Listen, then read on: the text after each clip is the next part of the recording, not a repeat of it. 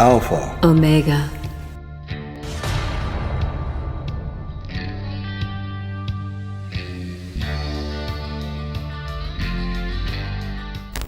Joseph says, okay, why is the invocation before the treasury of light when Leslie takes the feather and swirls around each alpha and omega? Please explain. It would help in awareness of the ritual.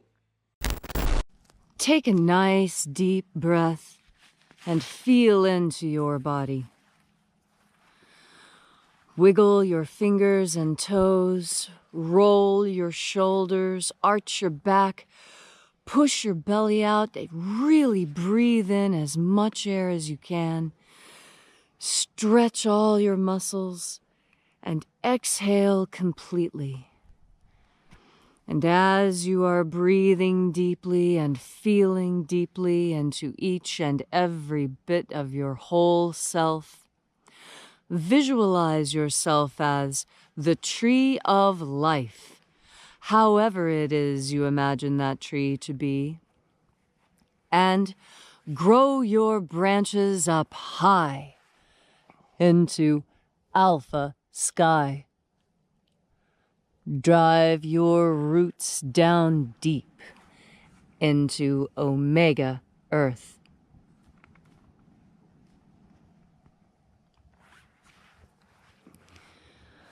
I call on you in the east, Alpha.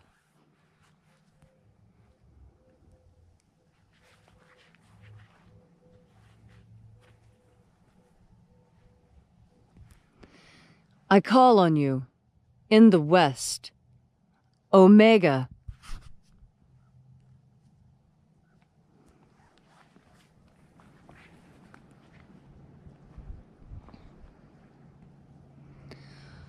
I call on you in the north, Alpha.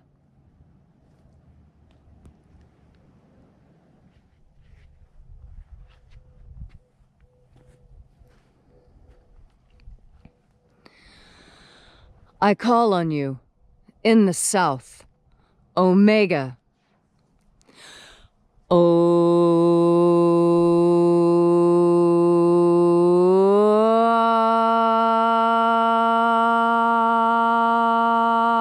Alpha. Et Omega.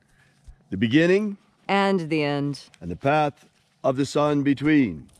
Birth And death. and the path of life between. I am the Alpha. And the Omega.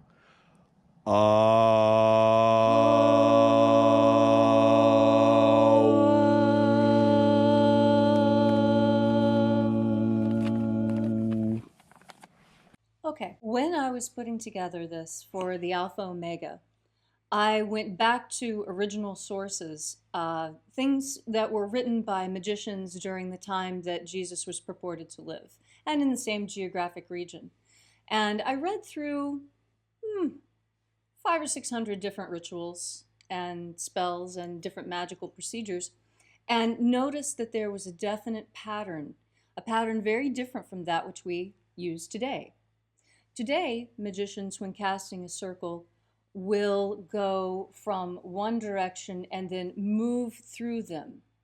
You see, going from east to south to west to north. That definitely was not how things were done during Jesus' time. In Jesus' time, what was common was to use opposites.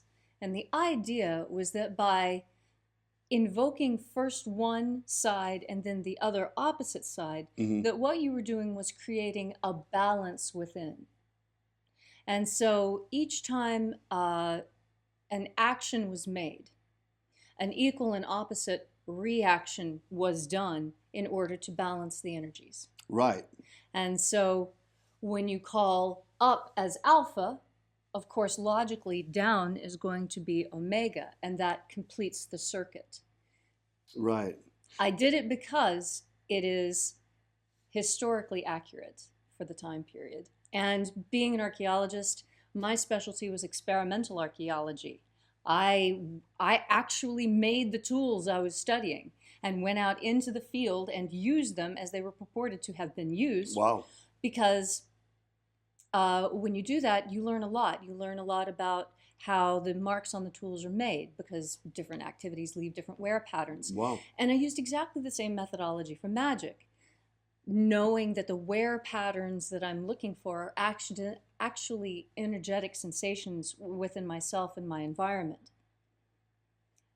And that's how I developed it. That what you're looking at is a 21st century reimagining. So yes, we are at the same time magic revivalists because we are reviving the ancient magic of Jesus, at least what purports to be the ancient magic of Jesus. That's what the disciples taught one another. Yes.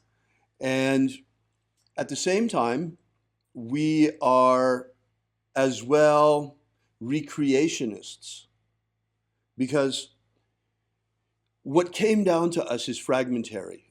It's like any grimoire. Or any piece of pottery. Pieces of pottery frequently come to us fragmented, and we reassemble them. Right. And even without that problematic, the grimoires presuppose that you are a magician already. It's not like they're going to tell you, like I do in the Ritual Magic Manual, step by step what you do. Mm-hmm. They're more like Cliff notes. Cliff notes, exactly, an Yes. outline. Here are the hierarchies, you know what to do with them. Right, exactly. And that's how they are also in the Treasury of Light, for example. You have the 3 names going in, the 3 names going out, and you have the 12 names going around. Yes. And it's not even around, they're just listed on top of one another. Mm-hmm.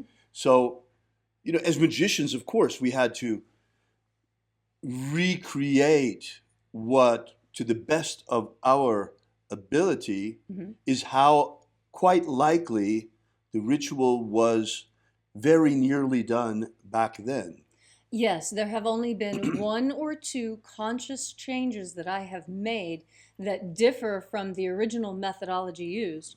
And the reason was specifically because we are in the 21st century, and Right. there are some things that simply do not carry over in time, like dinosaurs. Now,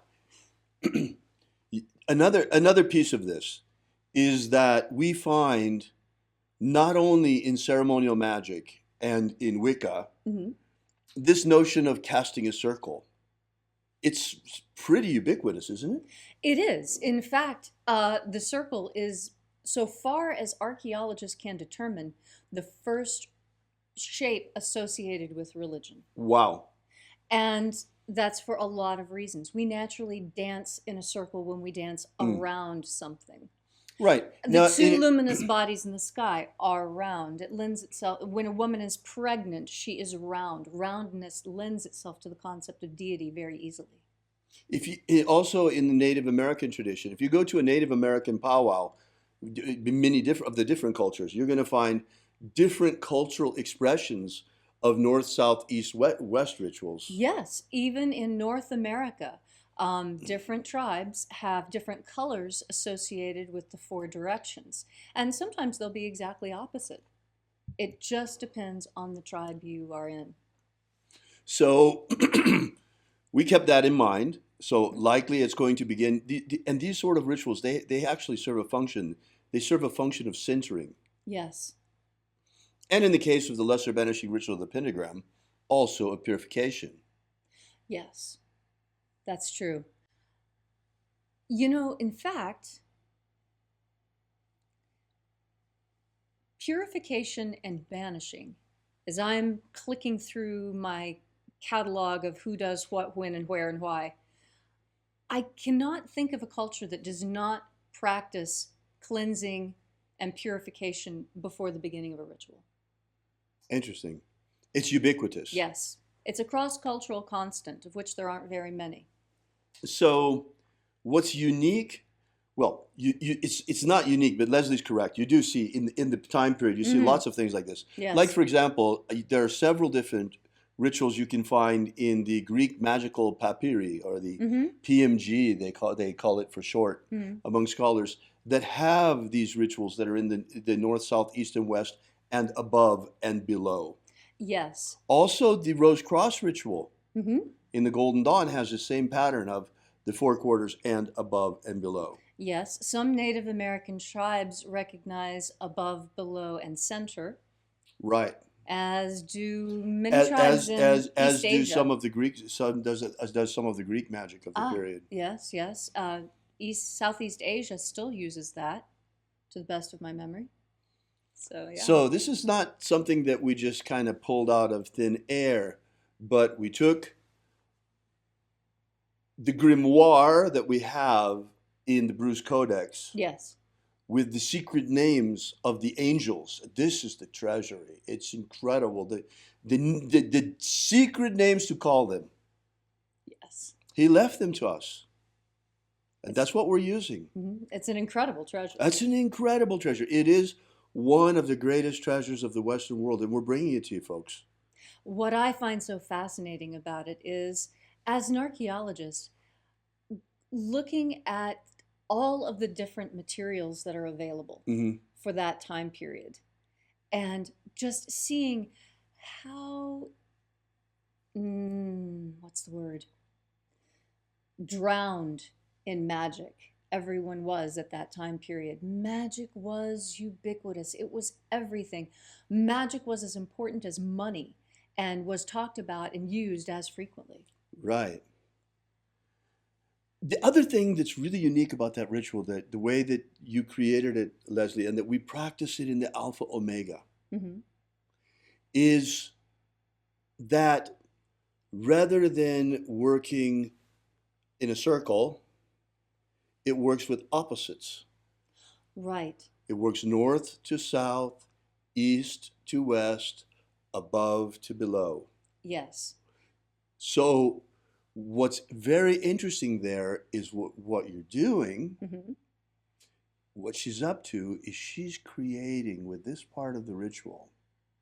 She's opening both the solar current, the path of the sun, Mm-hmm. from east to west, and the magnetic current, the path of the earth from north to south. And A cosmic current yes. from above to telluric, a cosmic telluric current as well. Yes. And you literally become the connection between heaven and earth in that moment. So this is the meaning of the Alpha Omega ritual. That can be used in opening, it can be used in closing. Use it as much as you like. You're welcome to. Mm-hmm. You know, it's our gift to the world. Yes. Oh, he asked about the feather. Oh, right, that's correct. Would you like to Yes. say something about So I that? should say something about How the about feathers. how about you get it? Of course. So these are the two feathers that I use most often. And they're both turkey feathers. It's just this one has been painted to look like a golden eagle, and this one has been left natural. Now, the reason for using a feather was actually quite conscious. Oh, by the way, if people would like to get feathers like this, I mean, because, eagle feathers are illegal. It's not possible for us gringos, to have eagle feathers, unless part of the Native American church. Mm-hmm. And these are the next best thing. It works just as well. It is painted turkey feathers, and if someone is looking to find a great imitation eagle feather so that you can use the energy of eagle and yet legally, it's where Crazy Crow Trading Post. Crazy Crow Trading Post. You can find them online. It's a Native American trading post. They have really, really great stuff. In fact, it's where I get all my replica materials. I make quite a few replicas, museum-style replicas of different artifacts that are really popular. And that's where I get my materials for making those things. Very authentic, very accurate. Reproductions, reasonably priced. It's fantastic. Right. Now, the other thing, as long as we're talking about the magic of Jesus, I'm just going to make this real brief because we want to take some more questions. But as long as we're talking about this, in addition to the treasuries of light, there are the baptisms and a ritual for the forgiveness of sins. Mm-hmm. And there's a system for ascension, for rapture, rising through the 12 planes into the kingdom of light. So that's what's in the Bruce Codex. That's what the whole system entails. And we will, as time goes by, be making more and more of this system accessible to the public in a way that's easily usable by a lot of people? Yes, I have been working on rewriting and sculpting. And making it accessible. Yes. Thanks really for asking that. It's really a labor of love, getting up every morning and getting out there. And Leslie is really so disciplined. She's getting the fire going for us as well in the morning lately, so It's that a lot of fun to it's start not quite fires. as cold as as it's been. Yeah, you would be surprised how that fire actually keeps us quite warm when we're out there. I don't know if you noticed this morning, but this morning it was so cold we actually came around to the other side of the fire to purposefully stand in the smoke. Because, you know, whichever way the smoke is blowing, that's also which way the heat is blowing. So.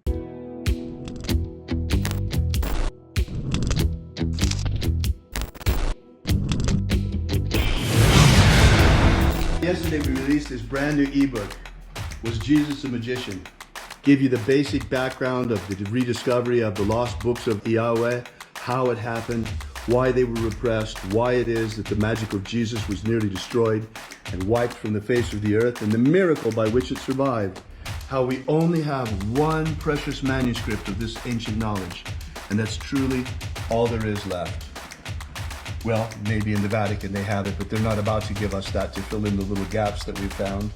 So be sure to make sure you download this. You don't want to miss this. You can get it for free for now at thesecretsofjesus.com.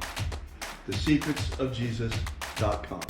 Are you familiar with the Rosicrucian with what's his name? He's popular in the States. He's the president or the Emperor. Imperator. The president. Emperor. Imperator. From the Golden Dawn. What's his name? Oh. David Griffin holds this position as Emperor. Imperator. David Griffin. David Griffin. David Griffin. David Griffin. David Griffin. Have David Griffin. I saw an email yesterday that he sent out about, there's a magical war going on. The Mage War. Demons of the infernal realm. I'm all of that. There is really a magical war going on. The Mage War. There is a guy called David Griffin who is heading all these magicians. David Griffin is S.L. McGregor Mather's present successor. David Griffin. David Griffin. David Griffin. David Griffin. I'm Golden Dawn Imperator David Griffin. David Griffin. David Griffin. David Griffin. David Griffin. Now David Griffin. There's a magical war going on. So there is really a magical war going on.